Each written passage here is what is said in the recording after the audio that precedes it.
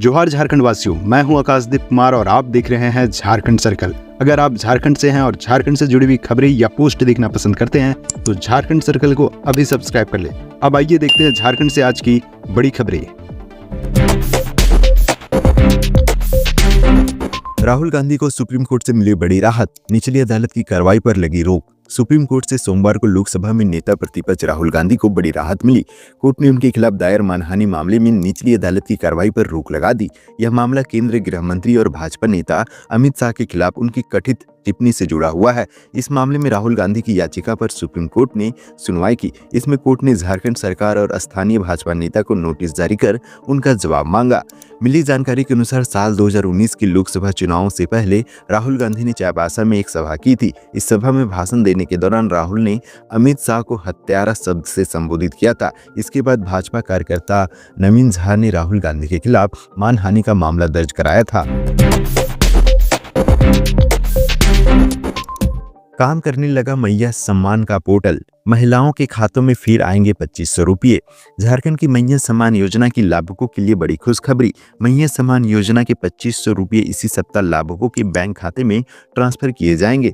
झारखंड मुख्यमंत्री मैया सम्मान योजना का पोर्टल फिर से काम करने लगा है। योजना की राशि आवेदन के अंतिम सत्यापन की रिपोर्ट के आधार पर दी जाएगी। आवेदन के सत्यापन का कार्य जिला स्तर पर किया जा रहा है। महिलाओं के बैंक अकाउंट में 2500 रुपये की किस्त ट्रांसफर करने से पहले जितने आवेदन के सत्यापन की प्रक्रिया पूरी होगी उन सभी लाभुकों को इस माह राशि दी जाएगी।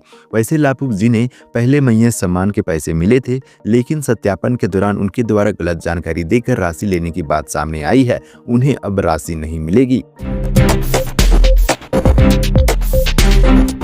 जन शिकायत समाधान कार्यक्रम 22 को मॉनिटरिंग करेंगे झारखंड पुलिस के 24 आईपीएस अधिकारी। झारखंड पुलिस राज्य में सभी जिलों में 22 जनवरी को जन शिकायत समाधान कार्यक्रम का आयोजन करेगी। डीजीपी अनुराग गुप्ता के निर्देश पर इस कार्यक्रम की शुरुआत हुई है। जन शिकायत समाधान कार्यक्रम में 18 मुख्य मुद्दों पर आम जनता की समस्या सुनी जाएगी और उनकी मदद की जाएगी। हेमंत सरकार ने किसानों को मालामाल करने का बना लिया धांसू प्लान, व्यापारियों को भी होगा फायदा। झारखंड के ग्रामीणों को महुआ बीजों के फायदा का सही लाभ मिले, इसके लिए हेमंत सरकार प्लान बना रही है। सरकार में वित्त मंत्री राधाकृष्ण किशोर ने कहा कि राज्य में वनोत्पाद की प्रचुरता का फायदा ग्रामीणों को मिलना चाहिए। वित्त मंत्री ने कहा कि व्यवसायियों को इससे जुड़े प्रोसेसिंग प्लांट लगाने में मदद की जाए, इससे झारखंड में रोजगार के अवसर बढ़ेंगे। झारखंड में ठंड से मिलेगी राहत, 4 डिग्री तक बढ़ सकता है तापमान। झारखंड में फिर मौसम के बदलाव हो सकते हैं। कई क्षेत्रों में वेस्टर्न डिस्टर्बेंस का असर दिख रहा है। मौसम विभाग के पूर्व अनुमान के अनुसार 21 जनवरी को आसमान साफ रहेगा। तापमान में कुछ बढ़ोतरी भी होगी। 22, 23 और 24 जनवरी को राज्य के उत्तरी भाग के अंतर्गत आने वाले पलामू, गढ़वा, चतरा, कोडरमा, लातेहार और लोहरदगा क्षेत्र में आंशिक बादल छाए रहेंगे। हालांकि रांची में अगले 5 दिनों तक आसमान पूरी तरह साफ रहेगा। न्यूनतम तापमान में बढ़ोतरी भी होगी। झारखंड के कई बड़े शहरों में खुलने जा रहा ह्यूमन मिल्क सेंटर। नवजात शिशुओं के लिए मां के दूध से बढ़कर उत्तम आहार और कुछ नहीं है। इससे बच्चों के दिमाग और शरीर का पूर्ण रूप से विकास होता है, लेकिन कई बार नवजात मां के दूध से कई कारणों से वंचित रह जाते हैं। ऐसे में इन शिशुओं के लिए स्वास्थ्य विभाग बोकारो, दुमका, हजारीबाग व रांची में मानव दूध बैंक बनाने जा रहा है। 21 जनवरी 2025 को शाम 4 बजे हेमंत सोरेन कैबिनेट की बैठक, होंगे कई अहम फैसले। 21 जनवरी 2025 को हेमंत सोरेन कैबिनेट की बैठक होगी। मंत्रिमंडल सचिवालय और निगरानी विभाग ने यह सूचना दी है। विभाग की ओर से बताया गया है कि झारखंड मंत्री परिषद की बैठक 21 जनवरी 2025 को अपराह्न 4 बजे से झारखंड मंत्रालय स्थित मंत्री परिषद कक्ष में होगी। इस बैठक में कई महत्वपूर्ण फैसले लिए जा सकते हैं।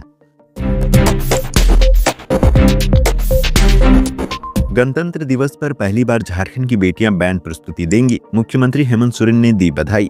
गणतंत्र दिवस पर दिल्ली के कर्तव्य पथ पर इस बार पूर्वी सिंहभूम के पीएम श्री कस्तूरबा गांधी बालिका विद्यालय पटमदा की छात्राएं बैंड प्रस्तुति देंगी। यह पहला मौका है जब झारखंड की छात्राएं इस कार्यक्रम में बैंड की प्रस्तुति देंगी।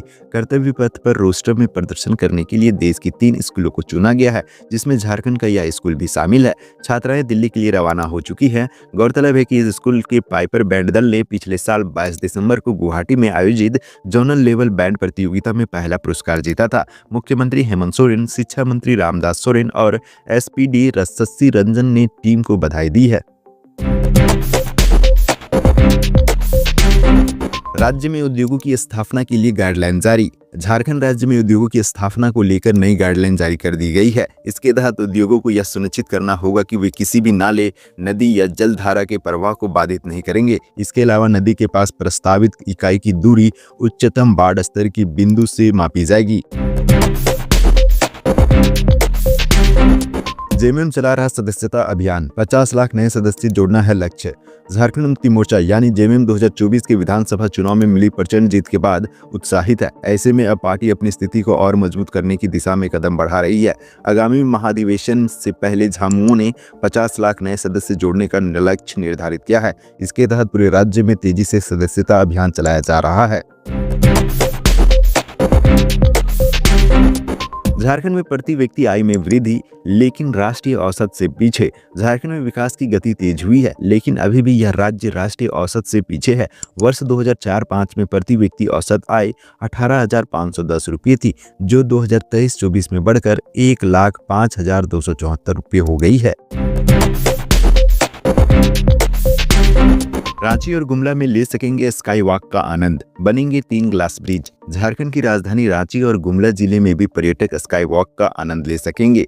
जी हां, बिहार के राजगीर में बनी ग्लास ब्रिज की तर्ज पर झारखंड में भी पर्यटक ग्लास ब्रिज पर स्काई वॉक का मजा ले सकेंगे। मुख्यमंत्री हेमंत सोरेन के निर्देश पर पर्यटन विभाग ने रांची के दसम फॉल और हुंड्रो फॉल के अलावा नेतरहाट के मेंगोलिया पॉइंट पर ग्लास ब्रिज बनाने का फैसला किया है। इसके लिए जमीन उपलब्ध हो गई है। पर्यटन विभाग ने राजगीर में स्काई ब्रिज का निर्माण करने वाली परामर्शी कंपनी से संपर्क किया है। परामर्शी को तीनों ही स्थानों पर ग्लास ब्रिज का निर्माण करने के लिए योजना की विस्तृत रिपोर्ट तैयार करने को कहा गया है। चमरा लिंडा ने कहा 44 नए आवासीय विद्यालय बनेंगे। स्वरोजगार और आत्मनिर्भरता पर रहेगा फोकस। अनुसूचित जनजाति, अनुसूचित जाति, पिछड़ा वर्ग कल्याण विभाग की माननीय मंत्री चमरा लिंडा ने सोमवार को मुख्यमंत्री रोजगार सृजन योजना की समीक्षा बैठक की। यह बैठक उनके कार्यालय में आयोजित की गई, जिसमें स्वरोजगार और आवासीय विद्यालयों के विकास को लेकर कई महत्वपूर्ण निर्देश दिए गए। बैठक में सभी जिलों में मुख्यमंत्री रोजगार सृजन योजना का प्रचार प्रसार बढ़ाने पर जोर दिया गया। इसके तहत प्राप्त आवेदनों पर समय पर निष्पादन सुनिश्चित करने के निर्देश दिए गए। मंत्री ने विगत वर्षों में वितरित स्वरोजगार ऋण की सराहना की और चालू वित्त वर्ष में भी योजना की गति बढ़ाने पर बल दिया। झारखंड राज्य से आज की प्रमुख खबरें यहीं तक। इस वीडियो के बारे में कोई सजेशन या राय है तो हमें कमेंट के माध्यम से अवगत कराएं। बाकी बात आप अपना और अपने परिवार का ख्याल रखें। जोहार, जय हिंद, जय झारखंड।